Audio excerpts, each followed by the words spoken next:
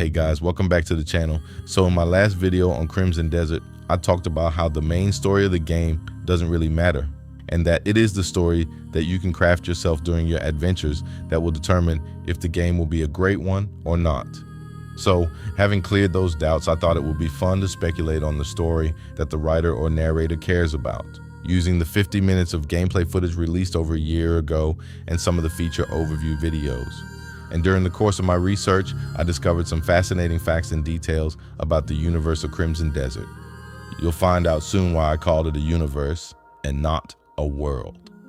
I was also able to find out, or rather speculate, on some possible gameplay mechanics that Pearl Abyss might be keeping under wraps, like, for example, how some events taking place in the game could depend on your actions, such as choices made during quests or interactions with other characters that may lead to different outcomes. So let's talk about it.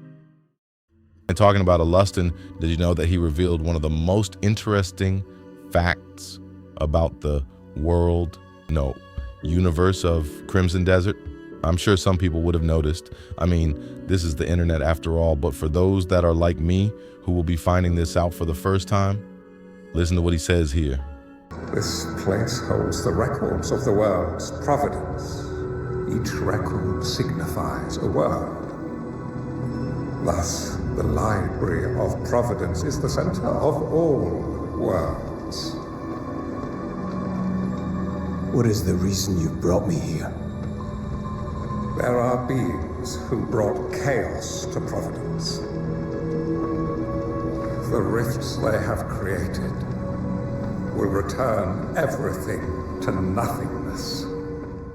Now, do you get why I call it a universe? No? All right, let me break it down. From the Oxford Dictionary, Providence has two major meanings, and it's safe to say, in this context, that Alustin is referring to the second one, which means the books in this library hold knowledge of the future of Pyrewell. And even more significant than that is the fact that Alustin is telling us that there are many worlds or dimensions in the universe of Crimson Desert, as many as the books in this library, and that this library is the center of this universe and holds the future of each world. He may have also implied that in their search for power or whatever, these entities are jumping between these universes, which is in turn altering their predestined futures written in these books, thereby bringing chaos that causes the rift from which the artifacts disperse into Pyrewell to be created. And that if nothing is done about it, the universes will cease to exist. Man, that is exciting stuff, and it obviously got me wondering, how many dimensions outside of the continent of Pyrewell can we visit? We already know we can visit the Abyss, which is in another dimension on its own, so is there any other dimension within the game that is yet to be revealed? Sort of like how The Witcher 3 was with its elf world and its land of 1,000 fables? Or maybe they will save it for a DLC or a sequel to the game. Also, did you guys notice that each island within the Abyss has a name? The one in which the library is located is called Valtara Abyss. There are also two others I was able to find from Luke's review, called Ethereal Pathway and Axiom Archive, which, as you can see, are said to be abyss without balance, waiting to be restored by you. Which means there might be many others with their own names too. And we all know names are very significant, especially in a fantasy world. I wonder who Valtara was in this universe. Was he behind the library coming to exist? Wonder who Axiom was and all the secrets he has hidden in his archive. I wonder what the Ethereal Pathway does when it is not unbalanced. And I think for every artifact you find, especially after defeating a major boss that holds one, you are transported through what I referred to as the Glyph Portal. I only called it that because no one in this world knows what it is and refers to it as an unknown location. So you pass through this portal to the specific island that particular abyss came from and maybe fix it back or something. Also, note that the abyss is not in the clouds. That was one thing I, and I'm sure many others, got wrong, thinking they were located up there because of this scene where Cliff jumps down. But as it is clearly obvious, he passed through a portal as he was falling. And if you watch every shot in every video released, you'll see that you don't see any Sky Island looking up, but when you're in the abyss, you can clearly see the world. I think in that regard, the abyss is sort of an analog for heaven, or Mount Olympus. But as usual, there is an outlier, We see that Cliff was able to ride a hot air balloon to one of the sky islands. So how did this happen if the abyss does not exist on Pywell's plane of existence? All right, let's speculate.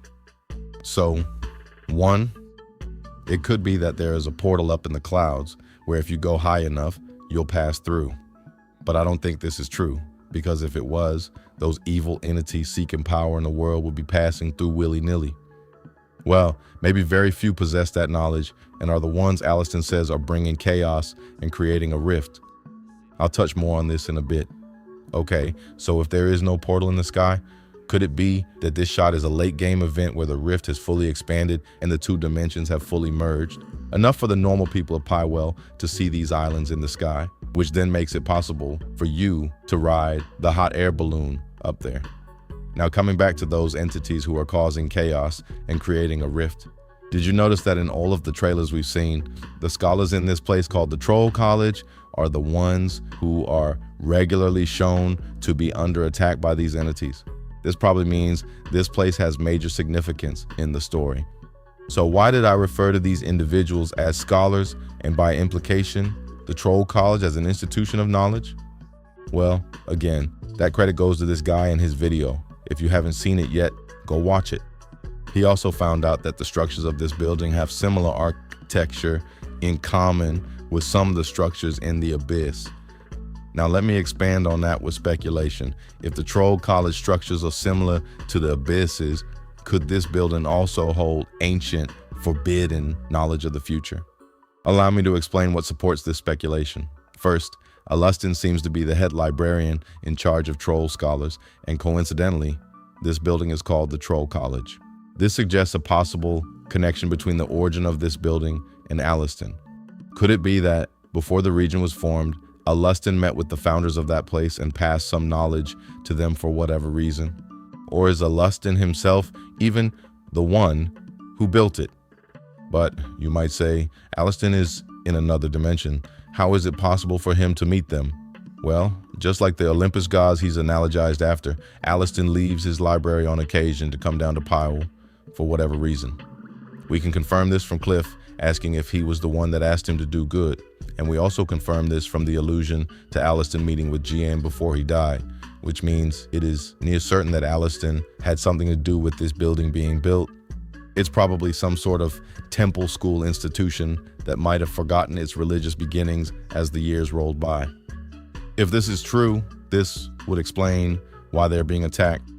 The entities that can reach the abyss probably can't find their way to the Library of Providence because it's well hidden.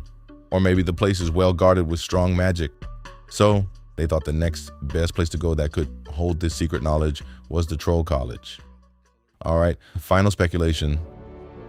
I mentioned at the beginning of the video that it could be possible that some decisions you make could influence some things within the game, such as a story or maybe something as small as who you see in a cutscene. I say this because of this moment. See this big guy? He's the same guy here and was featured in this cutscene immediately after this moment where Marius was evading him and his friend in order to keep a low profile. Notice how the person playing the game actively moves Cliff away toward Marius. So I was thinking, what if the player didn't? This is a game that features something similar to that Red Dead 2 greeting mechanic, and we can see the prompt pop up when you are near an NPC. So what if the real-time cutscene was dynamic and you could confront and antagonize this NPC in this moment? And maybe it would lead to a fight where you kill him. Does that mean he won't show up here before you fight the knight? Just something to think about. You'll probably be unable to do anything when the scripted sequence takes place, but a man can dream, right?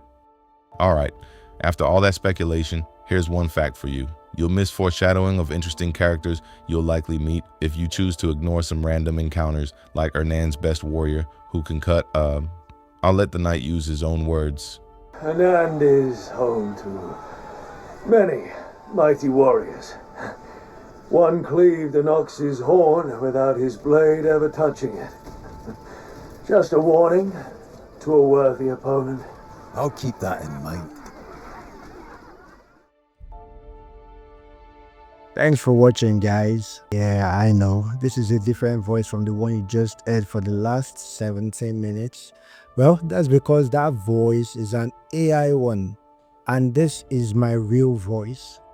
Yes, I've been meaning to do this for a while now, and I'm only building up the courage to do this because I promised some of my viewers on my last video that I'll be using my voice for my next Crimson Desert video. But I backed out at the last minute because one, I still have some credits on my 11 Lab account and I didn't want it to go to waste. And two, as you can hear, the quality of the sound coming from this mic is not as good as the AI one. So to fix that, I ordered for some audio interface, preamplifier, and all of those jazz. Those things that will make my voice sound a bit better. So pending their arrival, I decided to just do this, to fulfill my promise, I guess. So before you go, I would like to know, would you prefer that I continue with 11 labs on my videos for my channel, or would you prefer this my natural sounding voice going forward? Because I mean to transition to using my voice.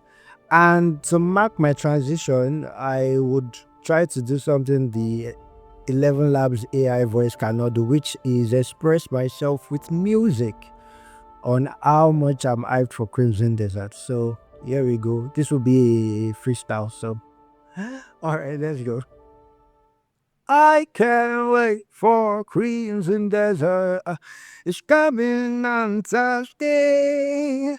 On March 19th, I'll be getting into the world of Pylon, into the world of Enon, into the land of Providence. I'll be entering dimensions that I've never been to before. Crimson Desert, I can wait for you. My body is shaking. I've already taken leave from my place of work.